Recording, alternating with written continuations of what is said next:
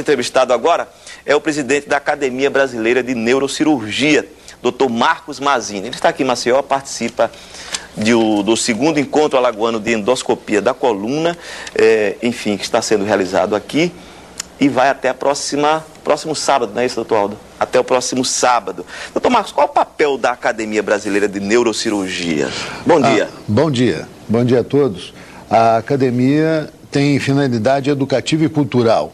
Ela apoia eventos em todo o Brasil. Ela forma profissionais da neurocirurgia? Não, mas ela gerencia essa formação, ela estimula dentro de princípios básicos de respeito, de atenção, ética também, atua na parte ética e também na programação desses cursos que são dados, cursos que são oficiais e cursos também complementares na formação do neurocirurgião, do neurocientista. Pois é, ontem eu conversava com o Dr. Aldo Calaça, que, enfim, um dos organizadores, é o coordenador desse encontro, e ele me dizia o seguinte: há a preocupação de se formar vários centros pelo país inteiro, né, de neurocirurgia, com excelência, claro, né, que não só no eixo Rio-São Paulo.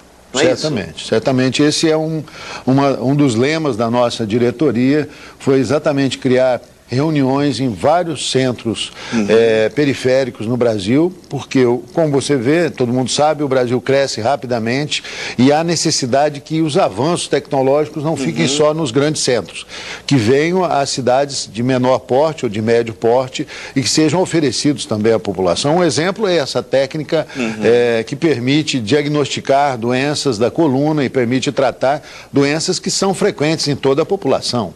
Por exemplo, a endoscopia da coluna, né? Por exemplo, que doenças?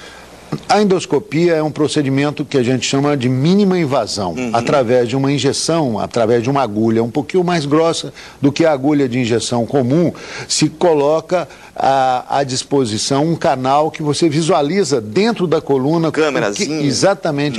Você visualiza dentro da coluna o que está indo de errado. Até então as pessoas deduziam por imagem, por inferência indireta. Agora não. Esse passa a ser um grande ponto de virada no tratamento das doenças da coluna, porque agora nós podemos ver. De diagnóstico. Exatamente. Ele foca inicialmente no diagnóstico, você vê a área de irritação que o disco está causando na raiz ou nos nervos da pessoa, descobre exatamente o que está acontecendo de errado e assim a gente pode atuar. A gente pode atuar de forma mecânica, afastando com o instrumento algo que esteja comprimindo o nervo, e pode também injetar drogas, que são medicamentos que vão ser muito mais efetivos do que aquele que a gente toma regularmente por via oral. Ou seja, diagnóstico e tratamento no mesmo procedimento? Perfeitamente. Eu até trouxe aqui uma parte da coluna vertebral para exemplificar por onde... exatamente. Através do sacro existe um hiato, não é? Até então comumente utilizado pelo anestesista para fazer bloqueios, e através desse hiato você entra com a agulha, vai até a região de lombar, até a região de L3, L4, L4, L5 e L5, S1, que são as áreas mais afetadas. Né? A população nossa, 90% que tem dor na coluna, tem dor na coluna lombar. Incomoda muito, isso vem em fases, né, da vida, e eventualmente a pessoa não sabe como cuidar disso. Lógico que não é o único tratamento, esse é o início de um tratamento. Bloqueando a dor, nós abrimos uma janela para poder fazer a reabilitação correta, dar à pessoa humor para poder fazer o seu exercício, para poder perder peso, para poder revigorar a musculatura. Enfim, esse é o início de um tratamento, é o início do diagnóstico preciso e de um tratamento que vai repercutir para a sua vida toda. Esse procedimento é um procedimento novo? Ele exige tecnologia mais sofisticada? Ou o que dispomos hoje, por exemplo, enfim, no que se refere a esse tipo de equipamento, é suficiente para fazer? Olha, a técnica é que se desenvolveu? A técnica é originariamente comum. O Hospital Geral tem aparelhos semelhantes para fazer cirurgia no tórax, para se retirar uma vesícula biliar, para se retirar ou explodir um cálculo. Fui alvo de uma cirurgia muito boa. Isso, um cálculo na vesícula também. Tudo isso pode ser feito através de procedimentos endoscópicos.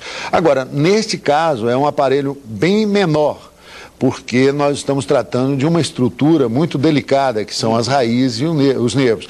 Então, existem alguns pequenos detalhes que são diferentes, mas a linha de ação do instrumental é basicamente uma que tem em todos os hospitais gerais e que vários colegas já utilizam em outras especialidades, como a ortopedia utiliza para visualizar o joelho, como o cirurgião geral faz para ressecar uma vesícula biliar, enfim, é uma tecnologia já de domínio. De todo o país?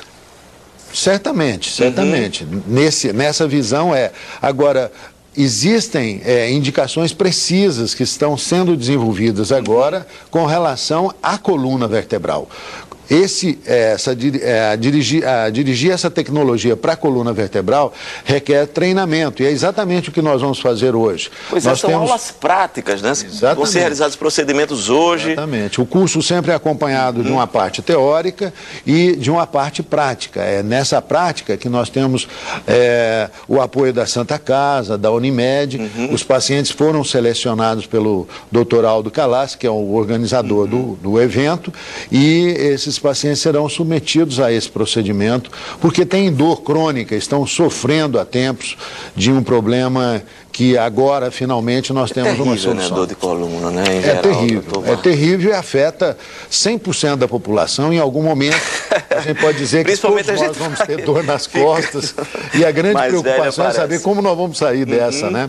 Existe uma tendência de procedimentos, obviamente a neurocirurgia se desenvolveu rapidamente nos últimos anos, existem procedimentos para se fixar, para substituir o disco intervertebral, enfim, para recuperar uma coluna que esteja com escoliose, por exemplo, mas o óbvio inicial é que a gente não agrida, que a gente tente, através de uma técnica minimamente invasiva, aliviar a dor e recuperar o paciente. A cirurgia, obviamente, tem o seu espaço, mas ela deve ser aplicada depois que se faz a tentativa de um procedimento menor. Pois é, esse procedimento não é cirúrgico, não é isso? Não, ele não é considerado uma cirurgia. Ele é menos invasivo porque é feito através de uma punção, através de uma agulha. Ele não é considerado uma cirurgia. Bom, quais são as patologias exatamente que podem ser identificadas e tratadas especificamente com esse procedimento, pelo menos aquilo que já é conhecido? Né? O mais comum é o paciente que tem dor nas costas por degeneração dos discos, por hérnia discal. Nossa Senhora. Que tenha sofrido um trauma eventual, uma torção eventual, e isso tenha repercutido também nas articulações, não só no disco, mas nas articulações facetárias, que também fazem parte da coluna e que causam dor. Então, eu creio que principalmente na doença traumática e degenerativa há um grande espaço, que é o mais comum, não é? Que é a causa mais comum de dor em nossa população. Mas uma cura, né, vamos assim dizer, para as doenças degenerativas nesse caso, né? Um procedimento que você pode se fazer mais de uma vez, enfim. Muita gente assume isso, mas o fato é que nós temos um processo de evolução no nosso organismo e muita gente degenera sem sentir dor. Isso é que é o fato. O ideal seria que nós tivéssemos a vida sem sofrimento, né? Essa é a finalidade, é a gente buscar a felicidade.